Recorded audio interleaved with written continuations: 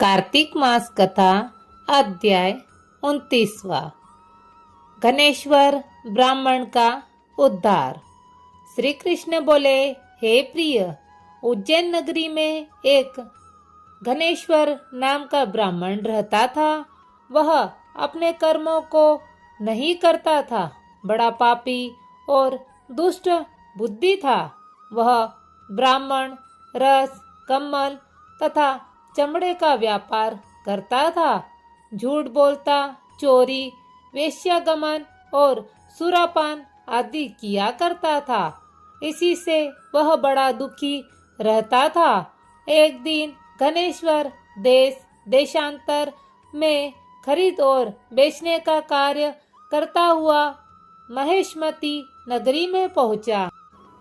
पवित्र नर्मदा नदी उसका परकोटा हो रही थी। वहां घनेश्वर ने कार्तिक स्नान करने वालों को देख एक महीना निवास किया। माल की बिक्री के लिए नर्मदा के किनारे घूमते हुए उसने स्नान करके जप, तप और पूजन में लगे हुए ब्राह्मणों को देखा। वहां कोई पुराण पढ़ रहे थे, कोई सुन रहे थे, कोई नृत्य, गान, वाद बजाने में मस्त थे, तो कोई विष्णु के चरित्र सुनने में लगे हुए थे। कोई विष्णु की मुद्रा से अंकित थे, कोई तुलसी माला पहने थे। ऐसा देखा। घनेश्वर को नित्य वहां घूमने, वैष्णवों का दर्शन, भाषण सुनने और स्पर्श करने से विष्णु के नाम का बोध हुआ। इस प्रकार महीने भर ठहर कर उसने कार्तिक के उद्यापन की विधि को तथा भक्ति सहित भगवान के जागरण को भी देखा। पूर्णमासी के दिन ब्राह्मण तथा गौ पूजन, कार्तिक स्नान किए गए मनुष्यों द्वारा किए गए भोजन एवं दक्षिणा आदि को भी देखा। फिर सायकाल के समय मनुष्यों द्वारा शिव जी की प्रसन्नता के लिए दीपदान आदि को देखा, क्योंकि उसी तिथि में महादेव जी ने त्रिपुर दैत्य के तीनों पुरों को जलाया था। इसलिए भक्तजन उस तिथि में यह उत्सव करते हैं। श्री कृष्ण बोले, जो मुझको और महादेव जी को भेदभाव की दृष्टि से देखता है, उसके सब पुण्य निष्फल होते हैं। इस प्रकार पूजन आदि को देखता हुआ घनेश्वर वहां घूमता रहा। तभी एक काले सर्प ने काट लिया और वह मूर्छित होकर गिर पड़ा। भक्त जन उनको गिरा देख उसके चारों ओर इकट्ठा हो गए और तुलसी मिला जल उसके मुख में डाला। यम के दूत उसे मरे हुए को बांधकर यमराज की सैमनी पुरी को ले गए। चित्रगुप्त उसके किए हुए सब कर्मों को देखकर बोले, हे यमराज, इसने अपने जीवन में कोई सुकृत्य नहीं किया। इसके दुष्कर्म एक वर्ष में भी नहीं कहे जा सकते हैं।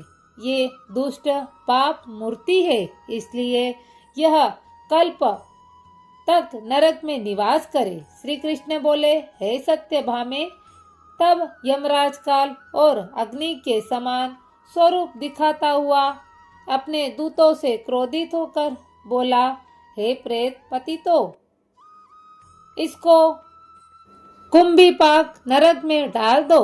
यह पाप स्वरूप है। ऐसे घनेश्वर को प्रेतपति ने गर्म तेल की कढ़ाई में डाल दिया। उसके डालने से अग्नि शीतल हो गई, जैसे प्रहलाद को डालने से अग्नि शीतल हो गई थी। प्रेतपति ने यह वृतांत यमराज से जाकर कहा। यमराज प्रेतपति की बात सुनकर विस्मय से विचार करने लगे। तभी वह नारद जी वहां पधारे। यमराज ने उनका पूजन किया। उस घनेश्वर को देखकर हंसकर नारद जी बोले, हे अरुणानंदन, यह नरक भोगने योग्य नहीं है। इतने अंतिम समय में नरकों को दूर करने वाला कर्म किया है। जो पुण्य करने वालों को दर्शन, स्पर्श तथा संभाषण सुनता है, वह पुण्य के छठे अंश को पाता है। इस गणेश्वर ने अनगिनती कार्तिक व्रतियों का दर्शन, सत्संग किया है। इसमें पुण्य का छठा अंश है। इसने उनकी सेवा की, इससे यह पुण्य करा है। यह संपूर्ण व्रत के पुण्यों का भागी है। भगवान कार्तिक का व्रत करने वाले मनुष्यों के बड़े पापों को भी अपने तेज से भस्म कर देते हैं। अंत समय में तुलसी मिले हुए नर्मदा के जल से वैष्णवों ने इसको स्नान कराकर भगवान का नाम सुनाया है। इससे इसके पाप कोसों दूर हो गए हैं। अतः यह उत्तम गति को प्राप्त होने योग्य है। इसलिए नरक में न डाला जाए। इससे इस गणेश्वर को यक्ष योनि देकर इसके पाप भोगों को दिखाने वाले सब नरकों को दिखा दो। श्री कृष्ण बोले। यह कहकर नारद जी चले गए। तब यमराज ने दूतों से गणेश्वर को सब नरक दिखाने के लिए कहा।